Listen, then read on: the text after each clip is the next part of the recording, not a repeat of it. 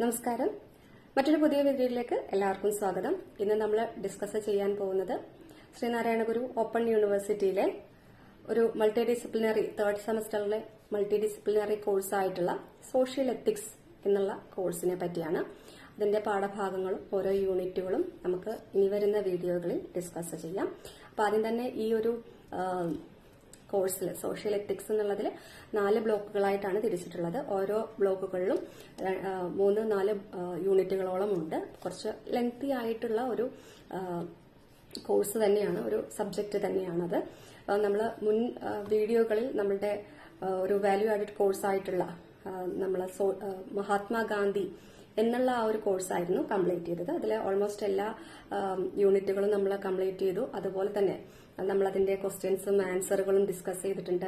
കുറച്ച് model questions ഒക്കെ നമ്മൾ ഡിസ്കസ് ചെയ്തിട്ടുണ്ട്. അപ്പൊ അതുപോലെ തന്നെ ഈ ഒരു വീഡിയോയിലും ഈ ഉൾപ്പെടുത്തുന്ന കാര്യങ്ങളും കൂടാതെ നമ്മളുടെ ക്വസ്റ്റ്യൻസും ആൻസറുകളും ഒക്കെ നമുക്ക് ഡിസ്കസ് ചെയ്തിട്ട് പോവാം.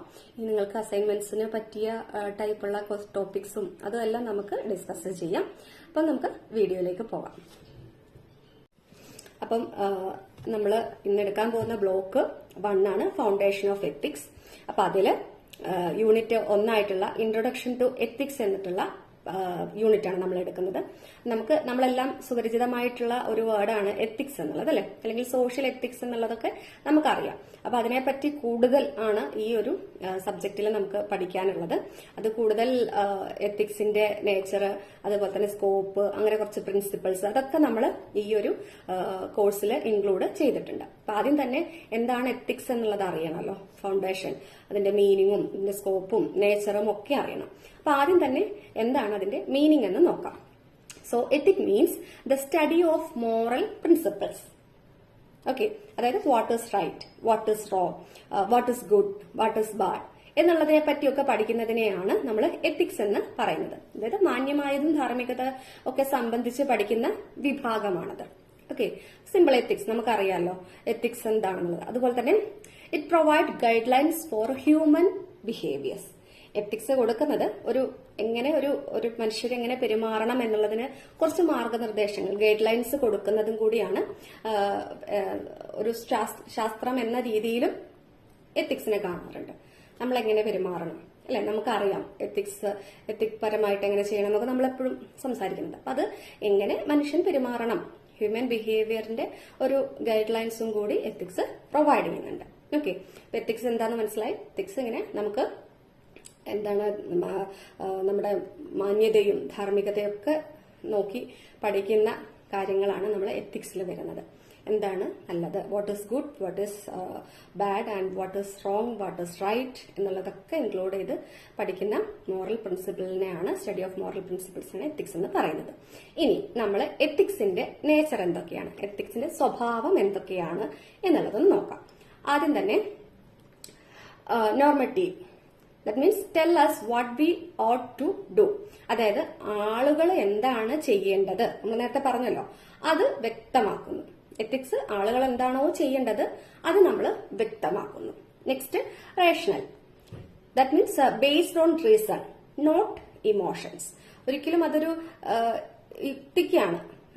നമ്മൾ എന്താണ് ഇമോഷൻസിനെ അല്ല നമ്മളത്, വികാരത്തിനെ അല്ല വികാരമല്ല അത് ഒരിക്കലും. അത് നമ്മൾ എന്താണോ യുക്തിപരമായിട്ട് നോക്കുന്നത് അതിനെയാണ് ബേസ് ചെയ്തിരിക്കുന്നത്, അടിസ്ഥാനമാക്കിയിരിക്കുന്നത്. Okay, based on reason, not to emotion. Okay, next universal ആണ്. എല്ലായിടത്തും ബാധകമായിട്ടുള്ള കാര്യങ്ങളാണ് അതിനകത്ത് പറയുന്നത്. Apply to all humans, universal ആണ്, എല്ലായിടത്തും ആപ്ലിക്കബിൾ ആണ്. നെക്സ്റ്റ് വാല്യൂ ഓറിയന്റഡ് ആണ്. അതായത് നമ്മൾ ഫോർ എക്സാമ്പിൾ വാല്യൂ ഓറിയന്റഡ് എന്ന് പറയുമ്പോൾ ഒരു ഹോണസ്റ്റി, ജസ്റ്റിസ്, റെസ്പെക്ട്, ഇതൊക്കെ നമ്മൾ ഫോക്കസ് ചെയ്തിട്ടുള്ള വാല്യൂസിനെയാണ് വരുന്നത്. സത്യം, ഹോണസ്റ്റി, നീതി, മാന്യമായ പെരുമാറ്റം പോലുള്ള കാര്യങ്ങളിലൊക്കെ വാല്യൂ ചെയ്യുന്നുണ്ട്. വാല്യൂ ചെയ്യുന്നത് അതിനെയൊക്കെയാണ്. ഓക്കെ, അപ്പം 4 പ്രധാന നേച്ചറാണ്, സ്വഭാവമാണ് എത്തിക്സിനുള്ളത്. അപ്പം ആദ്യത്തെ നോർമറ്റീവ്, അതായത് ആളുകൾ എന്താണ് ചെയ്യേണ്ടത് എന്നുള്ളത് പറഞ്ഞ് വ്യക്തമാക്കുന്നു. മറ്റത് റേഷണൽ, അതായത് based on reason, not to emotion. വ്യക്തിപരമായിട്ടുള്ള കാര്യങ്ങളെയാണ്, ഒരിക്കലും ഇമോഷനെ അല്ല, നമ്മുടെ എന്താ പറയാ വികാരത്തിനെ അല്ല അത് ഫോക്കസ് ചെയ്യുന്നത്. നെക്സ്റ്റ് യൂണിവേഴ്സൽ, എല്ലായിടത്തും ആപ്ലിക്കബിൾ ആണ്, എല്ലായിടത്തും ബാധകമായിട്ടുള്ള കാര്യങ്ങളാണ്. മറ്റൊന്ന് വാല്യൂ ഓറിയന്റഡ്, അതായത് നമ്മളെ വാല്യൂസ് ലൈക്ക് ഹോണസ്റ്റി, നമ്മളുടെ ജസ്റ്റിസ്, റെസ്പെക്ട്, ഇതിനെല്ലാം ബേസ് ചെയ്തിട്ടുള്ളതാണ് വാല്യൂ ഓറിയന്റഡ് ആണത്. ഇതിനെല്ലാം ആ വാല്യൂ എല്ലാം ഫോക്കസ് ചെയ്തുകൊണ്ടിരിക്കുന്നു എന്നുള്ളതാണ്. ഇതൊക്കെയാണ് 4 നമ്മളെ നേച്ചർ ഓഫ് എത്തിക്സ് എന്ന് പറയുന്നത്, എത്തിക്സിന്റെ സ്വഭാവം. ഇനി വരുന്നത് സ്കോപ്പ് ഓഫ് എത്തിക്സ്. എന്താണ് അതിന്റെ സ്കോപ്പ് എന്ന് നോക്കാം. നമ്മൾ നമ്മുടെ ജീവിതത്തിലെ എല്ലാ ഭാഗങ്ങളിലും അല്ലെങ്കിൽ എല്ലായിടത്തും നമ്മുടെ ഈ എത്തിക്സിന്റെ ഒരു ഇത് കാണാൻ പറ്റും. നമ്മൾ ശ്രദ്ധിച്ചാൽ നമുക്കറിയാലോ, നമ്മൾ എന്ത് ചെയ്യുമ്പോഴും അല്ലെങ്കിൽ അത് എത്തിക്സ് പരമായിട്ടാണോ എന്നൊക്കെ നോക്കുന്ന എല്ലാ തരത്തിലും നമ്മൾ ചിന്തിക്കാറുണ്ട്.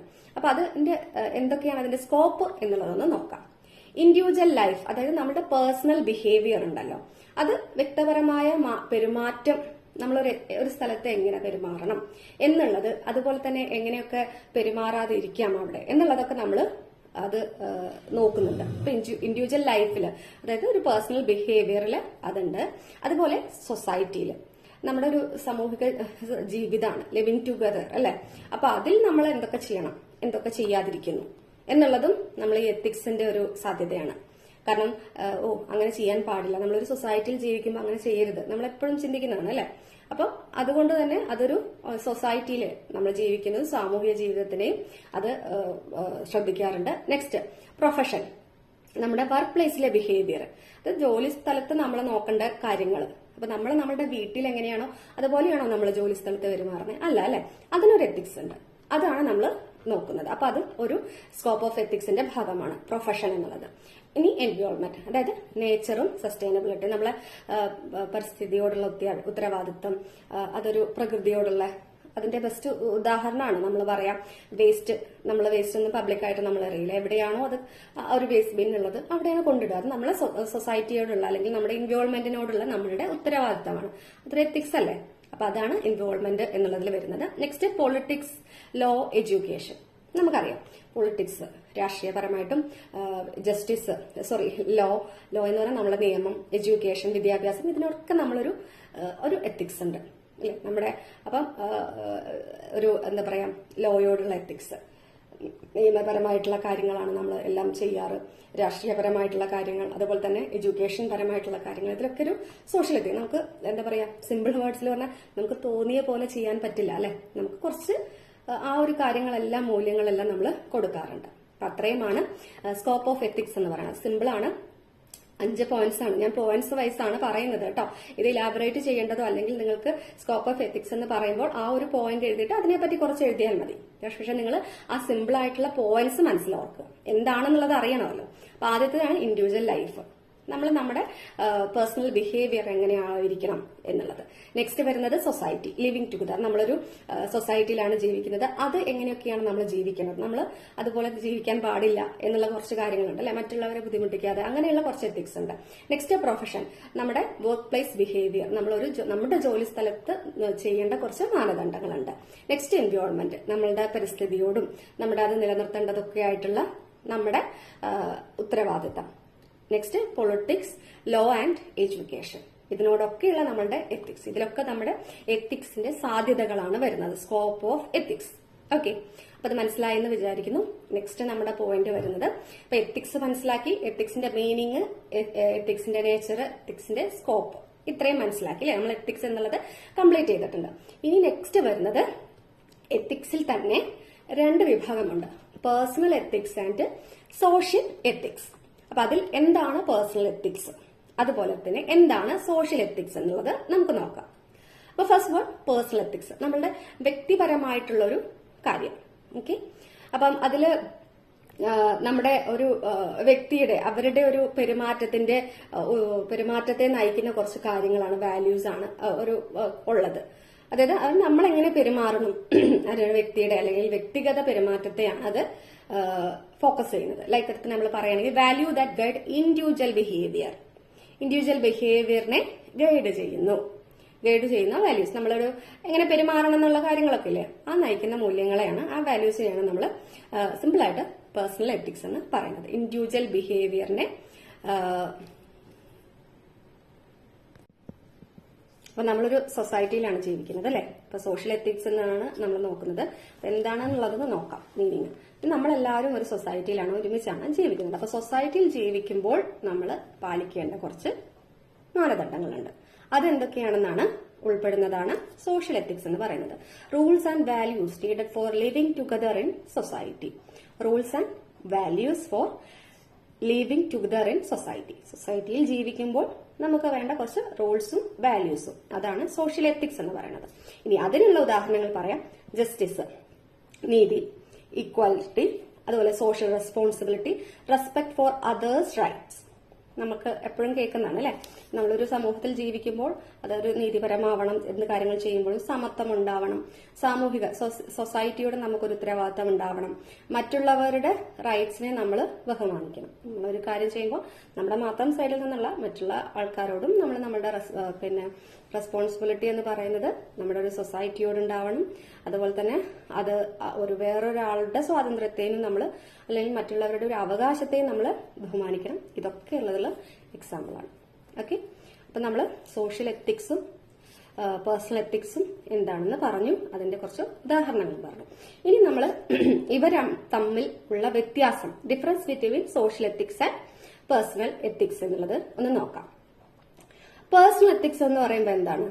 Personal ethics completely based on individually focus ചെയ്യുന്ന കാര്യങ്ങൾ മാത്രമാണ് പേഴ്സണൽ. അറിയാലോ, ഒരു പേഴ്സണൽ എന്ന് പറയുമ്പോൾ തന്നെ നമുക്ക് ആ വേർഡിൽ നിന്ന് കിട്ടും. ബട്ട് സൊസൈറ്റി വരുമ്പോൾ എന്താണ്? സൊസൈറ്റിയെ ഫോക്കസ് ചെയ്യും. സോ ഇൻഡിവിജ്വലിനെ ഫോക്കസ് ചെയ്യുന്നതിന് പേഴ്സണൽ എത്തിക്സ് എന്നും, സൊസൈറ്റിയെ ഫോക്കസ് ചെയ്യുന്നത് സോഷ്യൽ എത്തിക്സ് എന്നും പറയുന്നു. സിമ്പിൾ. നെക്സ്റ്റ് എന്താണ്? ബേസ്ഡ് ഓൺ പേഴ്സണൽ എത്തിക്സ് പറയുകയാണെങ്കിൽ ബേസ്ഡ് ഓൺ പേഴ്സണൽ വാല്യൂസിനെ മാത്രമാണ് ബേസ് ചെയ്യുന്നത്. ബട്ട് നമ്മളെ സോഷ്യൽ എത്തിക്സ് വരുമ്പോഴോ social values based on common social values. Okay, next flexible ആണ്. പേഴ്സണൽസിന്റെ ഇത് വരുമ്പോൾ, ഒരു പേഴ്സണൽ എത്തിക്സ് വരുമ്പോൾ ഫ്ലെക്സിബിൾ ആണ്. നമ്മളൊരു പേഴ്സൺ ബിഹേവ് ചെയ്യുന്നതാണല്ലോ, അത് ഫ്ലെക്സിബിൾ ആണ്. ഈസി ആയിട്ട് നമുക്ക് ഫ്ലെക്സിബിൾ ആയിട്ട് ചെയ്യാം. ബട്ട് സോഷ്യൽ എത്തിക്സ് എന്ന് പറഞ്ഞത് കുറച്ച് സ്ട്രിക്റ്റ് ആയിട്ടുള്ള, അതുപോലെ സ്ട്രക്ചേർഡ് ആണ്.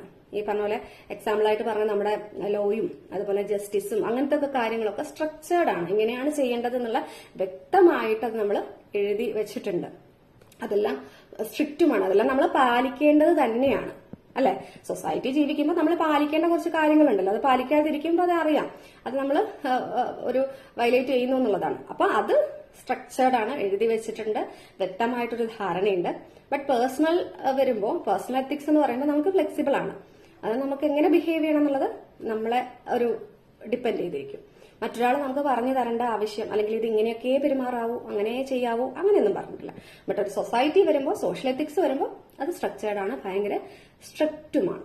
ഓക്കെ, അതായത് ഇപ്പൊ ഒരു എക്സാമ്പിൾ പറയുകയാണെങ്കിൽ ഒരു ജസ്റ്റിസും നമ്മുടെ ഇക്വാലിറ്റി എന്നൊക്കെ ഉള്ളത് അതിൽ പറയാം കേട്ടോ. അപ്പൊ അത് രണ്ടുമാണ് പേഴ്സണൽ എത്തിക്സും സോഷ്യൽ എത്തിക്സും തമ്മിലുള്ള പ്രധാന വ്യത്യാസങ്ങൾ. ഇൻഡിവിജ്വലി ഫോക്കസ്ഡ്, അതുപോലെ തന്നെ based on personal values, flexible, ഇത് മൂന്നും. അതുപോലെ സോഷ്യൽ എത്തിക്സ് വരുമ്പോൾ സൊസൈറ്റി ബേസ്ഡ് ആയിട്ടാണ്, ഫോക്കസ് ചെയ്തിട്ടാണ് വരുന്നത്.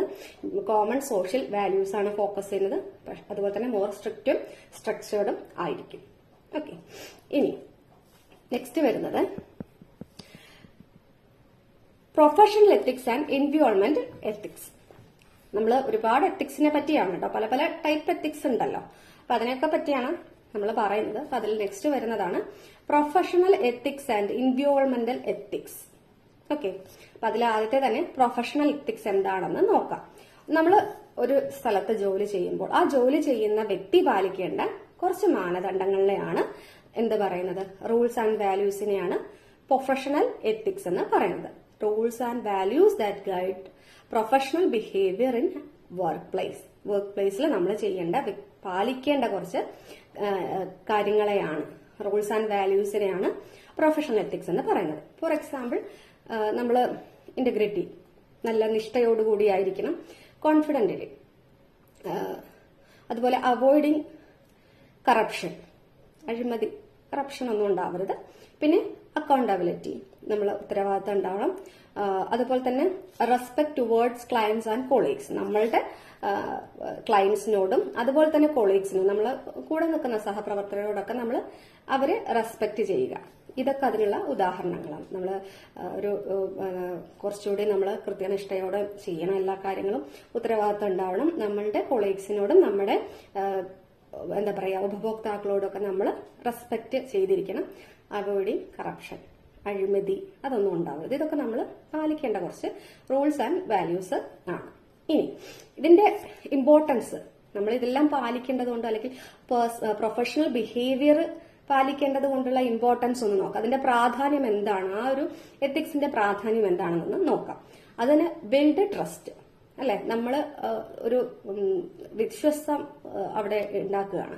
അതായത് നമ്മൾ ഇത് ചെയ്യുന്നതെല്ലാം പ്രൊഫഷണൽ ആയിട്ട് പോകുന്നത് കാര്യങ്ങളെല്ലാം നമ്മൾ നമ്മളിലുള്ള ഒരു വിശ്വസ്തത ഇത് കൂട്ടുകയാണ്. ഇൻഷുർ ക്വാളിറ്റി സർവീസ്, നല്ല സർവീസ്, ക്വാളിറ്റി സർവീസ് നമ്മൾ കൊടുക്കുന്നു എന്നുള്ളത് ഉറപ്പുവരുത്തുന്നു. Create and healthy work environment, നമുക്ക് നല്ലൊരു വർക്ക് എൻവയോൺമെന്റ്. ചിലയിടത്ത് ഉണ്ടാവില്ലേ, നമ്മൾ ഭയങ്കര സ്ട്രെസ്ഡ് ആയിട്ട് ഭയങ്കര ബുദ്ധിമുട്ടോടുകൂടി വർക്ക് ചെയ്യുന്നുണ്ട്. ബട്ട് നമ്മളിതെല്ലാം ഈ പറഞ്ഞ കാര്യങ്ങൾ പ്രൊഫഷണൽ എത്തിക്സ് എല്ലാം ഫോളോ ചെയ്ത് നമ്മൾ ആ ഒരു വർക്ക് പ്ലേസിൽ നിൽക്കുകയാണെങ്കിൽ നമുക്ക് നല്ലൊരു ഹെൽത്തി വർക്കിംഗ് എൻവയോൺമെന്റ് നമുക്ക് ഉണ്ടാവും. Protect rights for all stakeholders, എല്ലാവരുടെയും റൈറ്റ്സ് നമുക്ക് പ്രൊട്ടക്ട് ചെയ്യാനുള്ള ചാൻസസ് ഉണ്ട്. അപ്പൊ ഇത്രയുമാണ് ഇമ്പോർട്ടൻസ്, നമ്മുടെ പ്രൊഫഷണൽ എത്തിക്സ് കൊണ്ടുള്ള ഇമ്പോർട്ടൻസ് ആണ് നമ്മളിപ്പോ പറഞ്ഞത്. അപ്പൊ അത് വ്യക്തമായും തോന്നുന്നു, സിമ്പിളാണ്. നമ്മുടെ വർക്ക് പ്ലേസിൽ നമ്മൾ എന്തൊക്കെ റൂൾസും വാല്യൂസും ആണ് ഫോക്കസ് ചെയ്യേണ്ടത് എന്നുള്ള ഗൈഡ് ലൈൻസ് വരുന്നതാണ് പ്രൊഫഷണൽ എത്തിക്സ്. അതിന്റെ ഉദാഹരണങ്ങൾ നമ്മൾ പറഞ്ഞു. നമ്മൾ അഴിമതിരഹിതമാകണം, നമ്മളുടെ സഹപ്രവർത്തകരോടും റെസ്പെക്ടിങ് ടുവേർഡ്സ് ക്ലയന്റ്സ് ആൻഡ് നമ്മുടെ കൊളീഗ്സ്. അതുപോലെ തന്നെ അഴിമതി ഒഴിവാക്കുക, കറപ്ഷൻ ഒഴിവാക്കുക. നമ്മൾ ഒരു എന്താ പറയാ നിഷ്ഠയുള്ള ആളാവണം. ഇതിന്റെയൊക്കെ ഇമ്പോർട്ടൻസ് നമ്മൾ പറഞ്ഞു. നമുക്ക് നല്ലൊരു ട്രസ്റ്റ് ഉണ്ടാക്കാനും അതുപോലെ തന്നെ ക്വാളിറ്റി സർവീസ് കൊടുക്കാനും നമുക്ക് ഒരു നല്ല ഹെൽത്തി ആയിട്ടുള്ള വർക്കിംഗ് എൻവയോൺമെന്റ് ഉണ്ടാക്കാനും എല്ലാ സ്റ്റേക്ക് ഹോൾഡേഴ്സിന്റെയും ഒരു റൈറ്റ്സ് പ്രൊട്ടക്ട് ചെയ്യാനൊക്കെ സഹായിക്കും.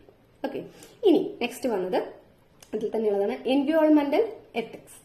ഓക്കെ, അപ്പൊ എന്താണ് എൻവയോൺമെന്റ് നമുക്കറിയാം അല്ലെ, സിമ്പിൾ അത് തന്നെ. പ്രകൃതിയോട് റിലേറ്റ് ചെയ്തിട്ടുള്ള, അതായത് ജീവജാലങ്ങളോടും അവിടെയുള്ള നേച്ചറിനോടും ലിവിങ് ബീയിങ്സിനോടും അതുപോലെ തന്നെ നമ്മൾ ഒരു സുസ്ഥിര വികസനത്തിനൊക്കെ സുസ്ഥിര ജീവിതത്തിനൊക്കെ ബന്ധപ്പെട്ടിട്ടുള്ള എത്തിക്സിനെയാണ് നമ്മൾ എൻവയോൺമെന്റൽ എത്തിക്സ് എന്ന് പറയുന്നത്. Simply ethics related to nature, living being and sustainable living.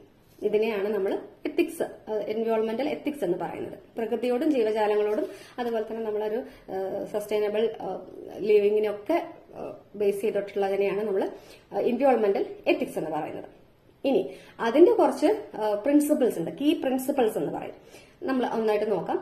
Conservation of nature, നമ്മൾ പ്രകൃതി സംരക്ഷണം, അത് നമ്മളുടെ ഒരു കടമയാണ്, നമ്മുടെ ഒരു എത്തിക്സ് ആണ്, എൻവയോൺമെന്റൽ എത്തിക്സ് ആണ്. നെക്സ്റ്റ് വരുന്നത് സസ്റ്റൈനബിൾ ഡെവലപ്മെന്റ്. സസ്റ്റൈനബിൾ ഡെവലപ്മെന്റ് എന്താ പറയാ, നമ്മൾ ഇന്നത്തേക്ക് മാത്രമല്ല അടുത്തൊരു തലമുറയ്ക്കും അടുത്ത ദിവസം നമ്മൾ അടുത്തുള്ള വരുന്ന തലമുറകൾക്കൊക്കെ ഉപയോഗിക്കാൻ വേണ്ടിയിട്ട് നമ്മൾ ആ ഒരു പ്രകൃതിയെ നമുക്ക് യൂസ് ചെയ്യാം, നമുക്ക് പ്രകൃതിയെ ഉപയോഗിക്കാം. പക്ഷെ നമ്മൾ എന്താ ചെയ്യേണ്ടത്, അടുത്ത തലമുറയ്ക്ക് വേണ്ടിയിട്ടും നമ്മൾ എടുത്തു വെക്കണം. അതിനാണ് സസ്റ്റൈനബിൾ ഡെവലപ്മെന്റ് എന്ന് പറയുന്നത്. ഓക്കെ, പിന്നെ അതുപോലെ തന്നെ റെഡ്യൂസിങ് പൊല്യൂഷൻ കുറയ്ക്കുക.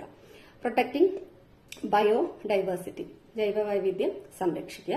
Responsible use of natural resources, പ്രകൃതി വിഭവങ്ങൾ ഉത്തരവാദിത്തത്തോടെ ഉപയോഗിക്കുക. നമ്മളത് നശിപ്പിച്ച് കളയുകയല്ല, അതിന്റെ ഒരു ഇതാണ് സുസ്ഥിര വികസനം ഉണ്ടാവണം എന്നുള്ളത്. വികസനം വേണം, ബട്ട് നമ്മൾ എന്താണ് ആ ഒരു കാര്യങ്ങളെല്ലാം നമ്മൾ നിലനിർത്തിക്കൊണ്ട് വികസനം വരണം. ഓക്കെ, അപ്പൊ ഇത്രയാണ് കീ പ്രിൻസിപ്പിൾസ്, പ്രധാന തത്വങ്ങൾ എന്ന് പറയുന്നത് എത്തിക്സ്, എൻവയോൺമെന്റൽ എത്തിക്സിൽ വരുന്നത്. ഓക്കെ, ഇനി അതിന്റെ പ്രാധാന്യം എന്താണ്, അത് എൻവയോൺമെന്റ് എത്തിക്സ് നമ്മൾ നോക്കുന്നത് കൊണ്ട് നമുക്ക് വരുന്ന പ്രാധാന്യങ്ങൾ എന്താ, അതിന്റെ പ്രാധാന്യങ്ങൾ എന്താണെന്ന് നോക്കാം. So it protect environment for future generation, നമ്മളെ എൻവയോൺമെന്റ് ഫ്യൂച്ചർ ജനറേഷനും കൂടി വേണ്ടിയിട്ട് നമ്മൾ പ്രൊട്ടക്ട് ചെയ്യുന്നു. പ്രിവെന്റ് ക്ലൈമറ്റ് ചേഞ്ച് ഇമ്പാക്ട്സ്, നമുക്കറിയാം ഒരുപാട് ക്ലൈമറ്റ് ചേഞ്ച് കൊണ്ട് ഉണ്ടാവുന്ന ഒരുപാട് ബുദ്ധിമുട്ടുകൾ നമ്മളെല്ലാം നേരിടുന്നത്. മഴക്കാലമായാലും അതുപോലെ തന്നെ അമിതമായിട്ട് നമുക്ക് ചൂടുകാലം വരുമ്പോൾ അമിതമായിട്ടുള്ള ചൂട്, മഴക്കാലം വരുമ്പോൾ അതിഭീകരമായിട്ടുള്ള മഴ. അപ്പൊ അത് നമ്മൾ പ്രിവെന്റ് ചെയ്യണമെങ്കിൽ നമ്മൾ ഈ ഒരു എൻവയോൺമെന്റൽ എത്തിക്സ് ഫോക്കസ് ചെയ്തുകൊണ്ടിരിക്കുക തന്നെ വേണം. നെക്സ്റ്റ് ഇൻഷുർ ഇക്കോളജിക്കൽ ബാലൻസ്, ഇത് ബാലൻസ് ചെയ്യാം. നമുക്കത് ബാലൻസ് ചെയ്താൽ മാത്രമേ നമുക്ക് ഈ ഒരു ഭൂമിയിൽ ജീവിക്കാൻ പറ്റുള്ളൂ അല്ലെ. അതുകൊണ്ട് അത് അതിന്റെ ഒരു ഇമ്പോർട്ടൻസ് ആണ്. എൻവയോൺമെന്റൽ എത്തിക്സ് ഫോളോ ചെയ്യുന്നൊരു ഇമ്പോർട്ടന്റ് ആണ് ഇൻഷുർ എക്കോളജിക്കൽ ബാലൻസ്. ഓക്കെ, അപ്പം ഇത്രയുമായിരുന്നു നമ്മൾ ആദ്യത്തെ ടോപ്പിക്കിൽ വരുന്ന കാര്യം. അതായത് നമ്മളൊന്ന് ഷോർട്ടായിട്ട് ക്വിക്കായിട്ട് ഞാനൊന്ന് പറയാം. എത്തിക്സ് എന്താണ്? Principles of right and wrong എന്താണ് എന്നുള്ളതാണ്. എന്താണ് റൈറ്റ് അല്ലെങ്കിൽ റോങ്, എന്താണ് ഗുഡ് അല്ലെങ്കിൽ ബാഡ് എന്നുള്ളതാണ് എത്തിക്സ്. ഇനി നേച്ചർ ഓഫ് എത്തിക്സ് എന്ന് പറയുമ്പോൾ എന്തൊക്കെയാണ്? യൂണിവേഴ്സൽ ആണ്, റേഷണൽ ആണ്, വാല്യൂ ബേസ്ഡ് ആണ്. ഓക്കെ. സ്കോപ്പ് ഓഫ് എത്തിക്സ് എന്തൊക്കെയാണ്? പേഴ്സണൽ, സോഷ്യൽ, പ്രൊഫഷണൽ, എൻവയോൺമെന്റൽ. പേഴ്സണൽ അത്രയുമാണ് സ്കോപ്പ് ഓഫ് എത്തിക്സിൽ വരുന്നതാണ്. Personal, social, professional and environment. അത് 4 നമ്മൾ ഡിസ്കസ് ചെയ്തിട്ടുണ്ടായിരുന്നു. ഇനി പേഴ്സണൽ എത്തിക്സ് എന്ന് പറയുമ്പോൾ ഇൻഡിവിജ്വൽ വാല്യൂസ് ആണ്. സോഷ്യൽ എത്തിക്സ് എന്ന് പറയുമ്പോൾ society, value needed for society. അതുപോലെ പ്രൊഫഷണൽ എന്ന് പറയുമ്പോൾ വർക്ക് പ്ലേസിലെ ബിഹേവിയർ ആൻഡ് റൂൾസ്. ഇനി എൻവയോൺമെന്റൽ വരുമ്പോൾ എത്തിക്സ് ടുവേർഡ്സ് നേച്ചർ, നമ്മൾ എൻവയോൺമെന്റ് നേച്ചറിനോടുള്ള കുറച്ച് എത്തിക്സ്. ഓക്കെ, ഇത്രയും കാര്യങ്ങളാണ് നമ്മൾ ആദ്യത്തെ ഈ ഒരു വീഡിയോയിൽ പങ്കുവച്ചത്. അപ്പൊ നിങ്ങൾക്കെല്ലാം പറഞ്ഞത് വ്യക്തമായെന്ന് വിചാരിക്കുന്നു. ഇത് നമ്മൾ വളരെ സിമ്പിൾ ആയിട്ട് പെട്ടെന്ന് നിങ്ങൾക്ക് ഓർക്കാവുന്ന പോയിന്റ്സിലായിട്ടാണ് നമ്മൾ ഡിസ്കസ് ചെയ്തിട്ടുള്ളത്. ഇനി നിങ്ങൾക്ക് ആർക്കെങ്കിലും ഇതിന്റെ നോട്ട്സ് വേണമെന്നുണ്ടെങ്കിൽ, മലയാളത്തിലുള്ള നോട്ട്സും വേണമെന്നുണ്ടെങ്കിൽ നമ്മളെ അറിയിക്കുക. നമ്മളത് തീർച്ചയായിട്ടും തരുന്നതായിരിക്കും. അപ്പം ഇത്രയും ആണ് നമ്മളുടെ ഇന്നത്തെ വീഡിയോയിൽ ഉൾപ്പെടുത്തിയിരിക്കുന്നത്. അപ്പൊ വരും വീഡിയോയിൽ നമ്മൾ മറ്റ് യൂണിറ്റ്സുകളും ബാക്കി ഭാഗങ്ങളും ഡിസ്കസ് ചെയ്യുന്നതായിരിക്കും. മറ്റൊരു വീഡിയോ വരെ കാണുന്നവരെ നന്ദി.